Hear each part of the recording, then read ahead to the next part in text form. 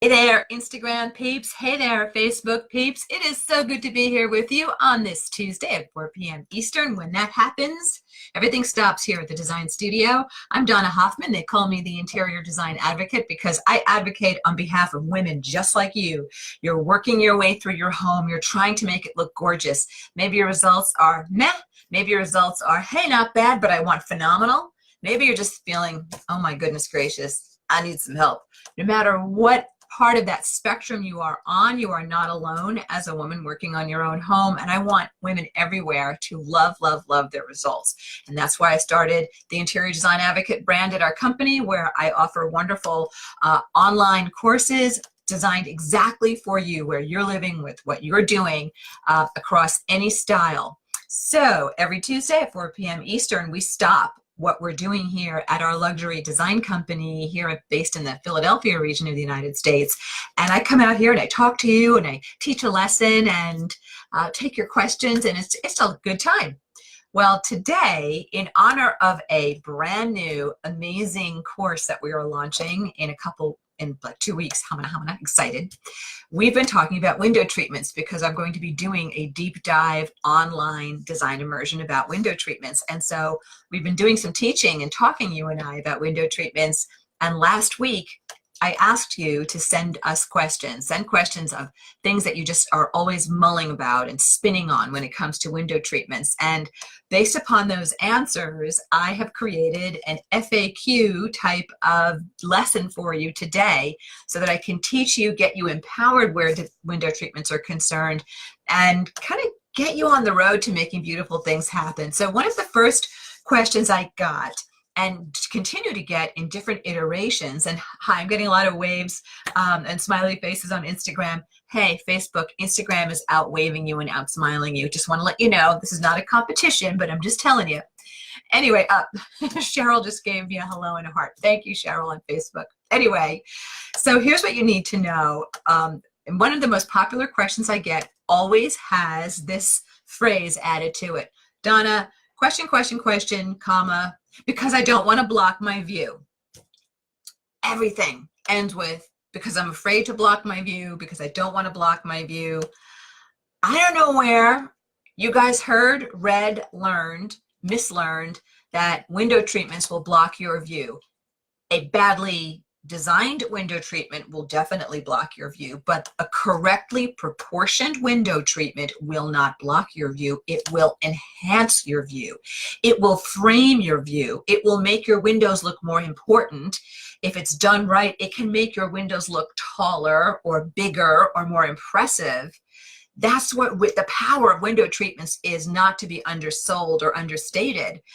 So, but remember I said a correctly designed and proportioned window treatment. Now, I don't have any attachment to whether or not you work with ready-mades or semi-custom or full custom or a blend of two or all of those. You can achieve the right framed, gorgeous enhancement to a window using ready-mades, provided that, or semi-custom or custom, provided that your proportion is correct, and provided that you are handling the glass properly, okay? So proportion is everything. It's not just the design and selection of the treatment, but also how it's mounted on the window. So I would love to tell you that there are certain circumstances, yes, when you don't treat a window at all. For example, if you are in a modern loft, let's say in Chicago, and you've got these great steel frame windows floor to ceiling, and you paid a lot of money for this city view, I think you can make a great case for leaving them untreated or barely treated, undertreated, with maybe just a very simple motorized shade, right? So there are times for sure when you leave a window untreated, but you only leave a window untreated if it's a specific choice. You have strategically decided to do that, as opposed to, I'm really kind of scared to treat my windows and therefore I'm going to do nothing on them. Okay, that's different. So there are certain design styles and certain occasions when you wouldn't treat a window. For example, there's a word that is pronounced two ways, clerestory or clerestory. I was raised saying clerestory. Those are the windows that sit in the middle of high up on a wall. They're small squares or small circles, small round windows. And those are generally put in to let in light without creating view. They're really more about creating light. And those are generally untreated. Okay, so there are some windows, very few, that are always untreated. So that's a question that I see a lot, either as part of another question or as a question on its own. So the answer is always a correctly proportioned window treatment, a correctly installed window treatment will never block view. It will enhance view. It will frame view. It will make windows so much more important. And whether you rent or own, you are paying a lot for those windows. So definitely make sure that proportion is on your side and that you're handling the glass of the window properly as well. So the next question I got a lot last week when we were calling for questions was, should window treatments be a focal point or should they be more of a supporting background note in a room? I got to tell you that even if you don't try to make your window treatments important in a room, all the glass, I never know which way I'm pointing here, all the glass you see that you have in your home, that's expensive stuff, glass. So it is by nature part of the focal point of a room anyway, whether you treat it properly or not. If you don't treat it properly, you blow the focal point. So you are handling an important portion of a room when you're dealing with your window treatments. So you really have to make sure that you are giving tremendous thought to those window treatments, never an afterthought. Your window treatments should be planned during your project. If you're doing a facelift involving window treatments, it should be part of that facelift discussion. And if you are starting a room from scratch, you're thinking about those window treatments as a concept early on, because you are treating and affecting the focal point of the room. Now, that question, as I've been asked it, can also mean, should your treatments be loud and really jump forward, or should they be quiet and kind of just be like the Pips to Gladys Knight? That depends on the design style you're working in, and it depends on the design fingerprint that you have. How do you like your windows handled? Do you like a lot of color and pattern at your window? Start looking at your craving images to learn more about yourself in design. Do you like a lot of contrast in your windows? Do you like when your windows push forward and move off your wall? Start looking at your craving images and they'll start to give you information. Now, certainly stylistically, you can argue for the fact that if you're doing farmhouse design, you're probably not going to do a shiny, large-scale repeat, black and white satin or silk in a farmhouse, right? So yes, to a point, your style will also, that you're working in, will also dictate whether those treatments are background notes. I'm talking a lot with my hands lately, Katie. Have you noticed this? What's going on? You like it, Sheila? I like it. Okay. I'll sit on my hands here. Hang on. No, I'm just teasing. So, see, I can't think. I'm not moving my hands. Nothing's working. The mouth isn't working without my hands moving. But anyway, so your style, the design style you're working to can affect that, that question as well. So the answer to that question. So hopefully I've clarified that. So then the other question I get a lot has to do with specialty windows, whether it's a bay window, whether it's a sliding glass, bay window, sliding glass door, French doors. I see those questions a lot. There are formulas that you use, but to be able to answer those questions well and completely, you need to really understand the entire playing field of window treatments, what the options are, what layers well together, what never layers together. So it's not just a question of proportion, but it's also about, knowing what your building blocks are that you're working with as well. So just to give you a little teeny piece of an answer, for let's say a sliding glass door, function comes first. You can't do anything on that slider that will ever impede with the slide. So, obviously, no, I shouldn't say obviously, nothing that's on that glass, nothing that's a blind, nothing that's a shutter, right? You have to be off the glass, either above the glass or to the side of the glass, unless you're looking at like a vertical. Speaking of verticals, I got this question a couple of times, are verticals out? Verticals have been around for quite some time, right? Back at, a long time. We're talking, many decades. So here's the thing about verticals. Is it the first thing people say, oh, I'm just dreaming of verticals on that window, on that sliding glass door? Probably not. It's kind of a utilitarian look. However, and I'm not a rep, I'm not a Hunter Douglas rep, but if you go to their website and just look at some of their Google some of their, or search some of their verticals. They do have some products out that are kind of interesting that I think bring verticals forward. I was meeting with a private coaching group that I have in design. These are women who have gone through one of my courses, and then to take it further and get a little more advanced, you know, they're in a small coaching group with me. And someone asked, it was a good question. She said, you know, can I mount my verticals really, really high above my frameless sliding glass door?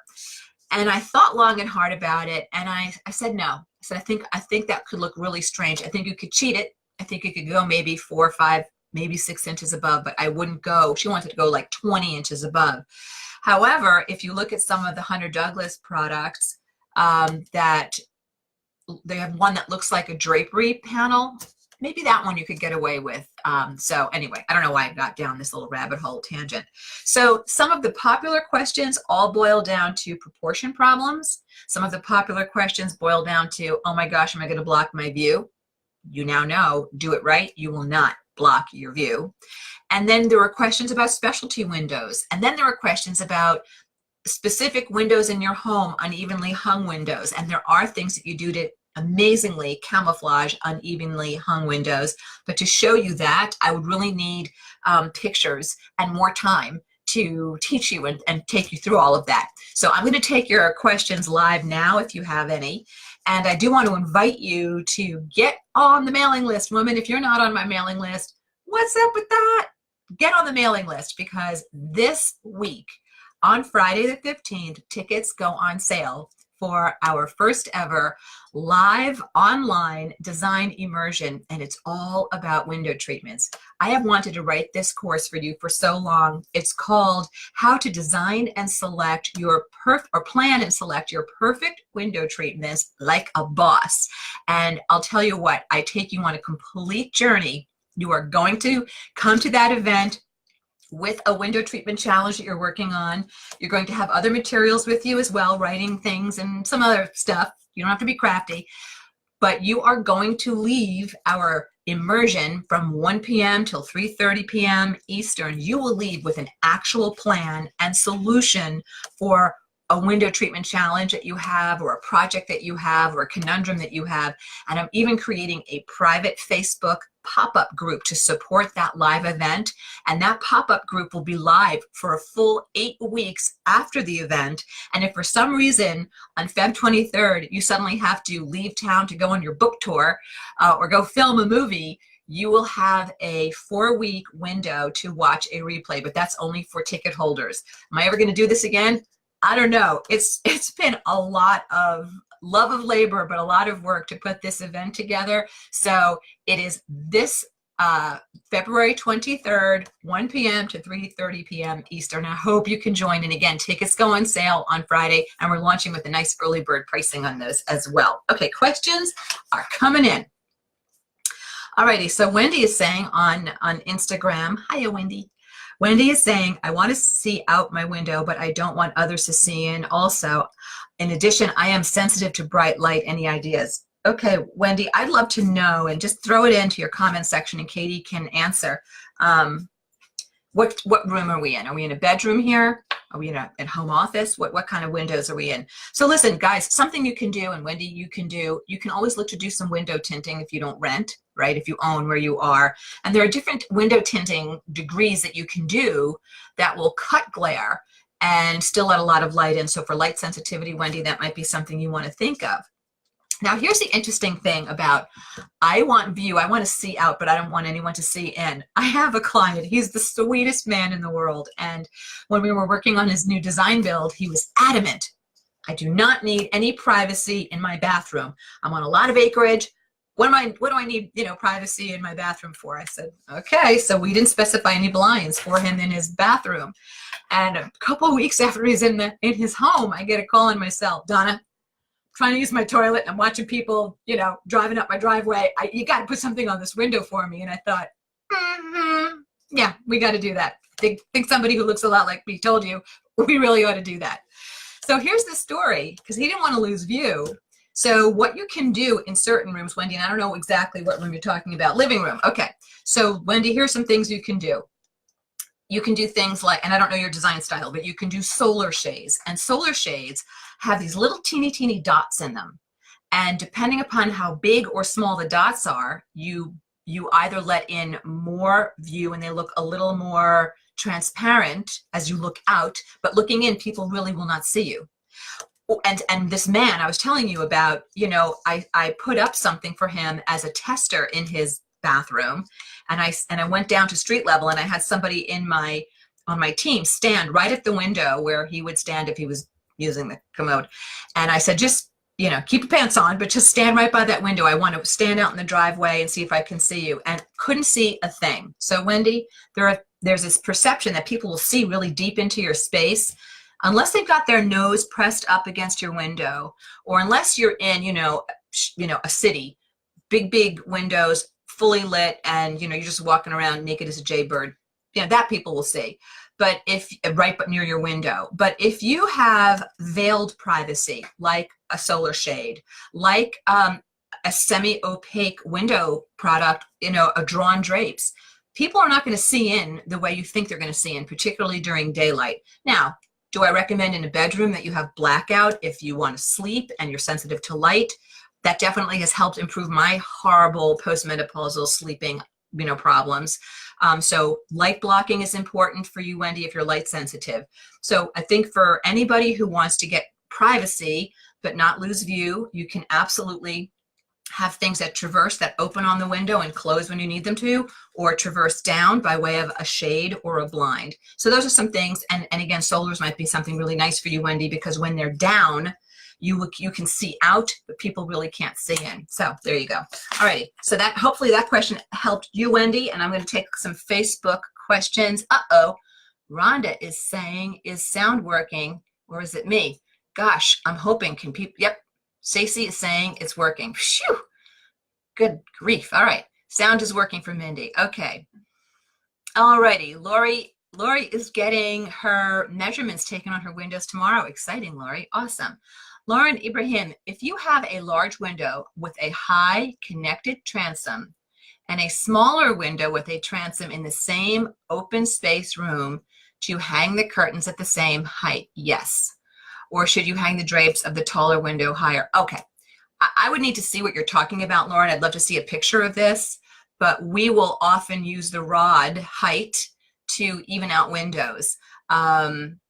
I'd like to see how oversized this window is that you're talking about, so it's a little hard for me to give you a definitive answer on your particular issue. Design is such a visual sport, and there are so many different variations of these windowed walls that are happening. So I think it would be helpful to see what you have. Lauren, you might love the window immersion because you will be coming with actual pictures of your project printed out, and you will be working with those during, even though it's online, you will be doing some planning there. So technically you can do what we were talking about, Lauren, getting that rod at a single height. But again, if the small window is so much smaller, I don't even know if you're gonna, you know, I don't know what you're gonna want to do with it. For example, just did a 2-story beautiful barrel vaulted dining room, and it had a 2-story window placed, two different stories of windows placed in this wonderful transom type of area, and then off to the right there was this odd little single window, and I chose to leave that little single window untreated and did 2-story treatments on the 2-story windows, top and bottom, and then just shades through the bottom windows to include that smaller window. So that's something you want to think about your windows as, what's the total story in the room? And I'm just going to use Lauren as an example here, but it would really be helpful to know in technical terms, you know, I have a single window or a double window or a triple window, or what's my width as opposed to a really big window. So knowing specifically what animal you're talking about helps, you know, me in being able to answer you even better. But hopefully, Lauren, I got you going with some good info. Got a question. Oh, I'm being told final 2 questions. Hey, Instagram, if you want to ask a question, please do. Please type in your questions now. Hi from Florida, where it's sunny and 82 degrees, from Sue. Sue, do you know what kind of garbage we have out here in Philadelphia right now? It is raining, it is cloudy, it is cold. It is like that every single day. I could be a weather woman now. Today is rainy, cloudy, crappy, and cold, and tomorrow it's going to be rainy, cloudy, junky, and cold. Katie, get channel 3 on the phone. See if they want an aging woman with dry skin to be a weather woman for them. I might be available after my Facebook Lives on Tuesday. All right, Katie's looking for the aspirin. She thinks I'm having like a problem right now. Okay, Barbara is asking, definitely need to know about sliding glass door treatments. Interested in top treatments above an electric shade. Yeah, Barbara, you can do a cornice, you could do a valance. You want to stay at the top, right? Above. These are things we're going to be drilling down in the window treatment design immersion. We're going into specialty windows, layering, when to layer, when not to layer, how to layer, what's the anatomy of a window, what is the anatomy of a window treatment, what are the different type of treatments available, room by room situations, tough, tricky situations that you guys are facing. That's what we're drilling down in. It is a total immersion, truly. Cheryl, I have a triple set of windows in the dining area that are together. There's only 5 inches of trim between them. They have a craftsman style trim at the top, about 7 inches tall, which I love seeing. There's about 8 inches between the top of the trim and the ceiling, 8-inch ceilings. Is that enough room for a rod? Oh yeah, definitely. Definitely, Cheryl, nice. Rhonda McDavid, she's good now. Rhonda can hear us, good. We're all happy Rhonda can hear us again. Mary Kay, I have 8-foot ceilings and windows. I have traditional craftsman style trim. Where should I hang the window drop rod draperies and at what height? Mary, I don't know how long your panels are. You want to make sure your panels aren't floods, and you want to make sure your panels aren't, too heavy on the floor. That puddling thing is out as a trend. But generally speaking, you can go, usually we go about 1 to 2 inches off the ceiling, or you can go just below your crown. You have to leave room for your mounting hardware. Last question here is from Alana Kennedy. We want to keep heat in at the winter time and cool in at the summertime. That's called heat loss and heat gain. Very good topic, Alana. Should I double blind? Should I double blind shade and then Roman shade, for example, single blind with, okay. For heat gain and heat loss, this is a big topic, and we're starting to run short on time. So let me say briefly, heat gain and heat loss, whatever covers that window, it's going to help with that, right? Windows are just these big holes that suck in cold or let out heat. Drapery panels that are in a heavier fabric can also help to diminish what's coming in around the seal of your window as well. So you want to think about is the heaviness of the cloth that you're using as well. But I got to tell you, shutters can be really nice for heat gain and heat loss as well. But it has to do more with the heaviness of what you're broadcasting on the window, okay? So listen, lovelies, I have another conference call I have to get into here. So I'm going to have to scooch away. So thank you to Katie for keeping me on time and on topic. I love spending my time with you out here. It's great to be with you. If you're not on the mailing list and you want to be invited to that wonderful window immersion, how to design and plan your perfect windows so that you are like designing window treatments like a boss. I just muddled my own title, but it's happening on February 23rd. It's a Saturday from 1 p.m. to 3:30 p.m. Eastern. If for some reason at the last minute you can't make it, you'll have access to a replay. Tickets go on sale this Friday, and we're launching with the fantastic early bird price. I do want you to know that these are non-refundable tickets. It's an event. So if you bought a ticket to a hockey game or to a show or to a ballet and you suddenly said, I don't really want to do this, it's non-refundable. So please, if you've never taken one of my courses before, or you're not sure if you want to do a window treatment course, pass on this one and I'll catch you some other time. But if window treatments are on your mind and you have got to stop the confusion in the wheels just from spinning and looping on the same thing, definitely I would join in, because this is an amazing course that we have put together for you. Cannot wait. Next week, we are talking about something entirely different. We are talking about how to design with your better half and win. And wink, wink, I like to teach this type of topic so everybody wins, and I know how to show you how to do that. So I hope that you will join me this coming Tuesday, 4 p.m. Eastern, for our next Facebook Live. And in the meantime, hugs and kisses to you, and we'll be back next week, 4 p.m. Eastern. Bye, everyone.